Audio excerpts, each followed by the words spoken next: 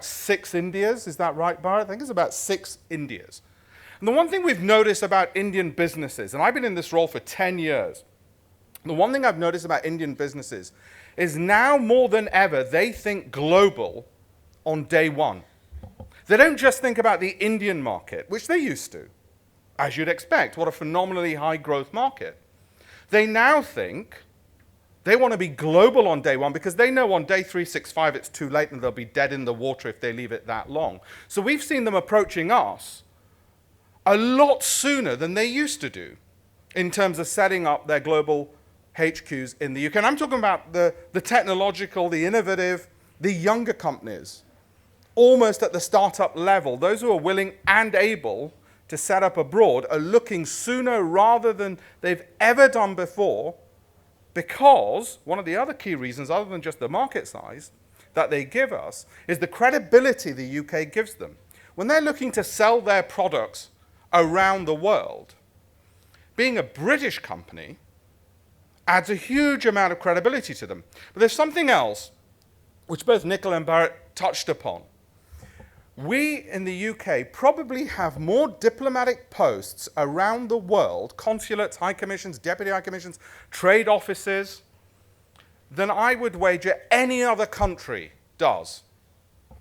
I suspect the UK probably has more of those posts in countries around the world than virtually any other country. Those posts are singularly charged with helping British companies, and Nicola will tell you, to trade, to export, to get those leads. If you say to us as a British company, I want to export into Germany, Italy, find me warm leads into Argentina, Brazil. I can't think of another government which is better positioned through its offices, which basically become your virtual offices, to help expand your business around the world. That's one of the critical reasons they come to us and say, well, we want to set up a HQ out of the UK. We want the company out of the UK. We want you to tell us which parts are the best parts. And then some of the other key reasons, just a quick rundown, is our product's not quite ready, but we know that Britain invests billions in research and development. You have some of the best research facilities in the world, and we want those facilities, and Bharat mentioned Cambridge University as one, but even when you consider our facilities which specialize in various sectors, cybersecurity, out of say, Bristol or Bath, or Northern Ireland, also in cyber, or water purification out of East Anglia, or whatever else it is, we have got a specialist area to develop that very lucrative intellectual property. And that's another key reason we've been given, let alone the skilled staff. Because very often I'm asked, what are the practical, as a business person who's established and grown businesses, and as an Indian, who's established and grown businesses out of the UK and exported internationally, what are the practical advice and steps we can give? And I know we've got a Thai Charter member here. When we think about the networks we have in Britain to help mentor you, so you've got a soft landing, you've got a network of like-minded business people to make sure we can help boost those sales, get you in front of the right people. But as I say, it's not simply exporting from India and importing into the UK. That's not what we're here for. What we're here for is getting that Indian company, that company of Indian origin, exporting as a British company around the world, using British skills, just as Tata and all the others have done, so you become more like those Indian companies you aspire rightly to become like. That's where my role as a deal maker within the Global Entrepreneur Program fits in. I look forward to answering questions around that in the panel session. I think that was a very long minute I took. Thank you. Thank you very much, Alpesh. That leads very nicely, actually, into an introduction to Arun Narayan. So Arun Narayan heads up the UK-India Business Council in Bangalore. And UK IBC are one of our key partners in delivering that soft landing that Alpesh talked about here in India. So Arun. Good afternoon. Everyone's awake. It's post-lunch and everyone's awake. Good. I'll pick a few points from what Nicola said. One of the reasons that we've been set up is that target of 3 trillion. Also the fact that UK happens to be the largest G20 investor in India. So that deluge of investment brings with it, more investments that want to come in. And now we're also happening to see a lot of smaller and mid-sized companies wanting to get into India and wanting to set up here. And that's where the thought about setting up UK IBC came from.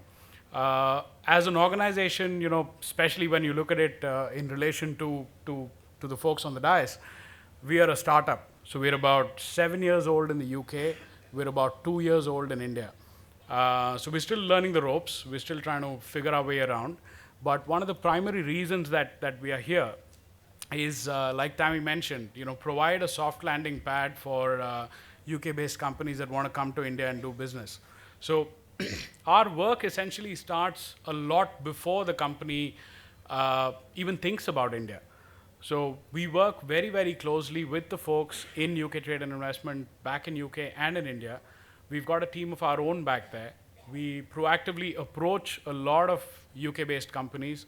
We try and understand from them what their growth aspirations are in terms of what geographies they'd like to go, what kind of lands they'd like to explore. Basis that, if India happens to be a good fit for what they want to do, we present that as an option. And then we also then help them understand the market, through possibly market research surveys, possibly, helping them get an understanding of whether their product will sell here, who their competitors are. And then also, if they want to then come in, we provide them with the tools to do so. To the extent that one of our verticals has the ability to actually take on a job for a company without the company having to have a legal presence in India. It's called Launchpad, and we support the company for a year or 2 years, depending on how long the company wants us around. Employ somebody for them, somebody who can skim the market, figure it out, go back to the company and say, listen, I think it makes sense to be in India. So right from before the company decides to come here to them setting up here and growing here, we're there with them. Even in terms of them setting up here, UK IBC is slightly different from possibly the other councils that you would possibly know, because we actually have incubation centers in 3 cities. So we've got one in Delhi. That's the first one that we opened up exactly 2 years back. We have one in Bangalore, which opened up a year and 2 or 3 months back, and one in Bombay. These places are actually soft landing pads for British businesses. The idea is that companies from UK come into India, they get themselves into a familiar home away from home environment in these places. All of these are roughly about 11,000, 12,000 square foot each. And we have close to between 12 and 15 companies in each of these centers.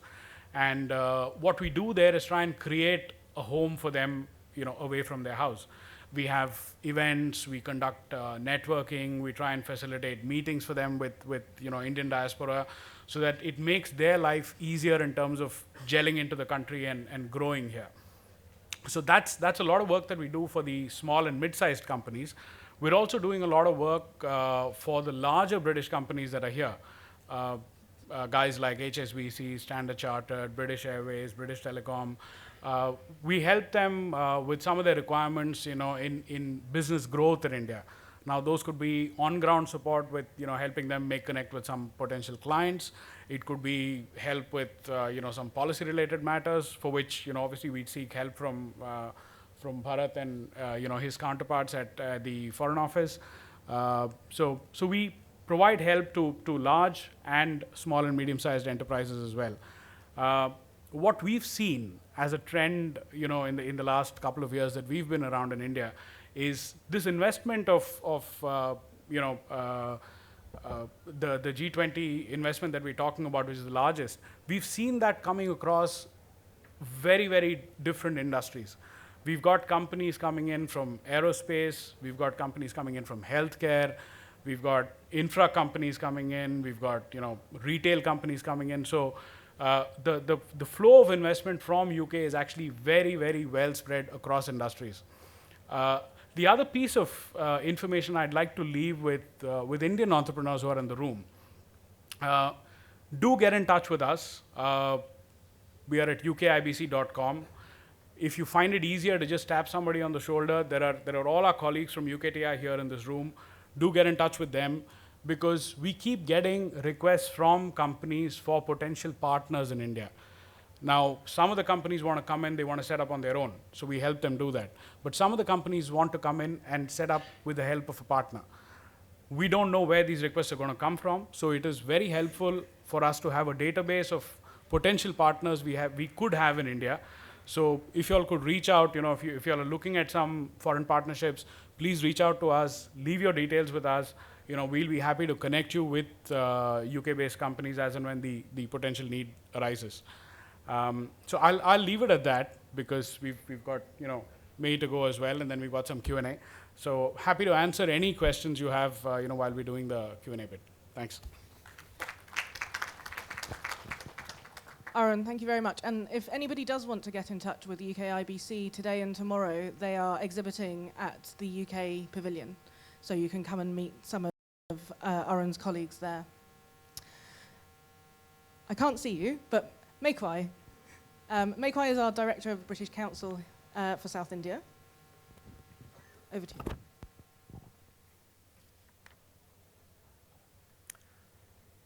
Okay, good afternoon. As Tammy said, my name is Mekwai Barker, that's all right. And I'm the Director for the British Council for South India, based here in Chennai. And I've got the last 3 minutes, so let's see if I can do it. You heard this morning that human resources is at the key of everything. It's at the key of business success that comes out of any business investment. And that's something that the UK very much believes in. With over 50% of the Tamil Nadu population here being under 25, it's very important that we are equipping the young people of today with the skills to enter the workforce successfully. We believe that young people need 3 things to successfully enter the workforce. First of all, they need a good education. The second thing that they need is effective communication and leadership skills. And the third is the right qualifications.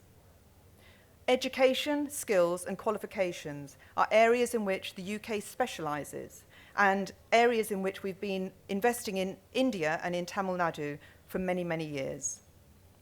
So first of all, if I could just touch on education. I'm sure that you know that the UK has a world reputation for its education.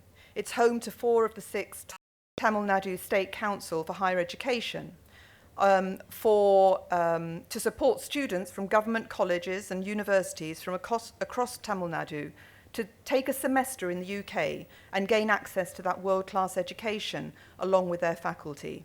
And at the end of the 3 years, over 70 students and 15 faculty will have benefited from that opportunity. The British Council is also looking at student mobility the other way. So you will have heard of our Generation UK India programme, where we aim to bring 25,000 UK graduates over to India in the next 5 years, and that's to exchange ideas and understanding. The UK also continues to invest in Indian higher education through research links. So UKERI, since 2006, has invested in over 1,000 partnerships in education and research and 25,000 exchanges of academics and staff and students. Also, under the Newton Babba Fund, the UK has committed £10 million a year for the next 5 years to bring together the UK and Indian scientific research and innovation sectors to find joint solutions to the challenges facing India in economic development and social welfare. However, as I said earlier, it's not just about education. Skills in English and in leadership are equally important. And in Tamil Nadu, the British Council has been supporting effective English language learning and teaching for many years through a range of online and face-to-face products and services. Targeting young people and professionals, the Directorate of Technical Education purchased 5,000 licenses for 500 government colleges of our award-winning digital product, Job Seekers, which specifically is designed to help Indian students with English language ability and skills related to employability. We also provide 360-degree training solutions for workforce skills including consultancy, assessment, English training, and train the trainer. And we've been working with many clients, including Barclays, Infosys, and Scope over the years. More recently, we have designed and managed, in partnership with Unilever RIN, a CSR initiative to empower the youth and help them acquire the skills and knowledge needed for white-collar jobs. And that is an ongoing project. But we also need to look for the workforce of tomorrow at the school level. And this is something that the British Council has been doing since 2009 with the government of Tamil Nadu. We've recently launched the Pudamai Pali project, developing innovative schools in Chennai. And this is a 3-year partnership with the MacArthur Foundation and the Chennai Corporation, targeting 70 schools in Chennai to improve the livelihood prospects of students, and particularly girls, in socio-economically marginalized urban communities by enhancing their English and their leadership skills and working with head teachers and the teachers and the girls themselves through school clubs. In addition, we have recently launched and will be rolling out in October a series of professional development courses for teachers which focus on 21st century skills. So I've spoken a little bit about education, and I've spoken a little bit about English and leadership skills. And the third one is, of course, qualifications. And the UK offers a full range of professional and educational exams, which are recognised worldwide by employers and educational institutions, creating international opportunities for young people. The UK has been investing in Tamil Nadu for many years, supporting young people's access to a solid education, to effective English and leadership skills, and to getting the right qualifications. And with these 3 tools under their belt, we believe that the young people of Tamil Nadu can be ready for the workplace. And the UK remains committed to working with partners to invest in Tamil Nadu in these areas. Thank you.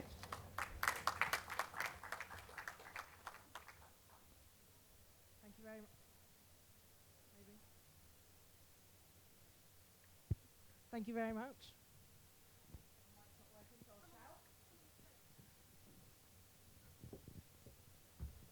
much. Thank you very much. In a slight change, I'm actually delighted to welcome Mr. Duncan Selby, who is the CEO of Public Health England. He's flown in from the UK, especially for this event. So I'd like to invite Duncan to say a few words, if you will. Thank you. This is a great honour. I'm in India this week, meeting friends old and new. A remarkable country. We have more in common between the UK and India than even I imagined. So I lead for the UK. I'm part of the UK government. I lead the Public Health Service, which many people from the Indian nation will have experience of. But I come not to teach, but to learn. There is much we can share, but there's more that we can learn. In the course of the last couple of days, I've been with JITMA and JNC, and I had the enormous privilege of meeting CNR Rao yesterday to talk about the importance of our science and the work that we're doing already. We're working with you, with colleagues in institutions across India. I'm in Delhi over the course of the next couple of days, Bangalore yesterday, Pondicherry this morning, working in biosafety, antimicrobial resistance, emergency preparedness and response, and we'll be working locally about emergency preparedness and response at Chennai and Bangalore airports. This is a small world, and it's an increasingly an important world where we share knowledge, where we make connections, we share expertise, we learn together, but more importantly than ever, that we work together. Wealth and creating wealth is how you improve health. And that's why I wanted a few moments to be here. The most important way of improving the health of the British people and the health of the people of the Indian nation is economic prosperity, to create new jobs that people can get. And that's the importance of education. We've heard the skills. And so I speak before you as part of the UK government. I'm fully funded by the UK government. I'm part of the public. I'm the leader of the Public Health Service in England. We cannot prosecute good health, the health of our people, without being concerned for the creation of wealth. And over the course of the next few hours, I and my colleagues will be available and delighted to. We want to work with people who want to do interesting things. We want to go with the energy. If you've got thoughts and ideas and ways of working together about how we can improve the health of our people, talk to me. I'm interested in what's good for the good of the people and improving humanity. Wealth, business, and health are inseparable. Thank you.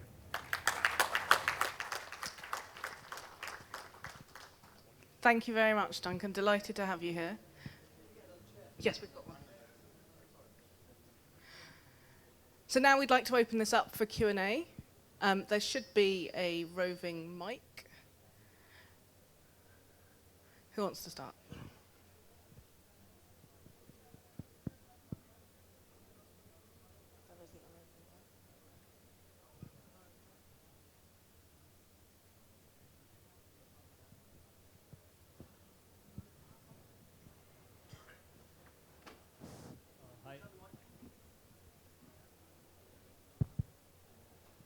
Hi, my name is Kumar. I head the Indian operations of a German company called Ryan Brooker.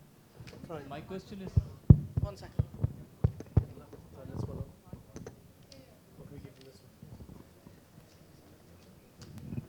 Yeah. Hi, my name is Kumar. I head the Indian operations of a German company called Ryan Brooker. My question is for Arun. I just wanted to know if you have any feet on the ground in Chennai, because I heard mention of Delhi, Mumbai, and I don't know, Bangalore, and how we can engage. Well, we don't have feet on the ground in Chennai as UK IBC, but we do have colleagues from UKTI here. So we're very happy for you to get in touch with them. I'm available. I cover the whole of South, so I'm pretty much traveling once a month or something like that to Chennai. So if there is something that we need to work on, I can always come down. We can figure something out and take it on from there.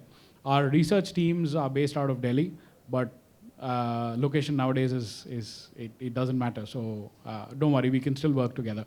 Happy to share contacts with you, once I get off. Yeah, sure. Thank you.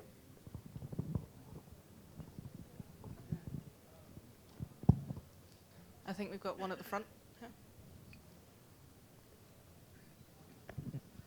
Yeah. This is Dr. Rao from Apollo, and on the personal side, we work on a social venture called WOW, which is Wellness on Wheels, which focuses on rural health. Okay, so just want to know perspectives from Dr. Duncan and Alpesh and Arun, three of you, like how we can combine the social entrepreneurship. Do you have any incubation for social entrepreneurs? Do you have any kind of funding mechanisms for that? And Dr. Duncan, how can your organization add value to the rural health in India? Who wants to go first? Well, can we talk more? This morning with Jitmer, we were talking about alcohol harm. If we look at the leading causes of death or life expectancy and people living in poor health, they're not the same. What we share in common between the UK and India are the same problems, and they're often amplified in the rural context. So same problems, but they're just more extreme. And this is something you may be surprised that we face in the UK as well. So we've got some learning we can share, and we could talk further about how we might work together. We're very keen to work with